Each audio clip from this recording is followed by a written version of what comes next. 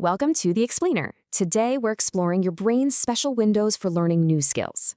So, have you ever wondered if there's like a perfect age to learn something new? Let's dive in. Your brain isn't always the same. It actually has special phases for learning certain things. But here's the thing, not all these windows are the same. Some close forever, others just get stiffer.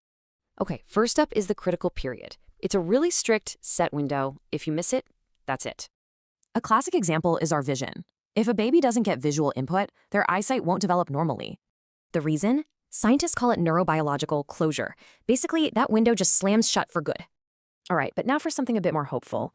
The sensitive period. Learning is easier, but not impossible. Think about learning a language or an instrument. It's way easier when you're a kid, right? But still possible. So this really highlights how important the right environment is for learning, not just biology. So this window gets, a bit rusty and harder to open, but it never fully locks shut. So let's put them side by side. Critical periods, rigid and irreversible. Sensitive periods, way more flexible. Okay, so why does knowing this difference actually matter in the real world? Well, it's huge. For educators, it's a game changer. It helps them design curricula and know when to introduce new skills. For instance, teaching phonics early on lines up perfectly with the sensitive period for language. And what's really cool is that the modern view is changing. Many periods we thought were critical are actually sensitive.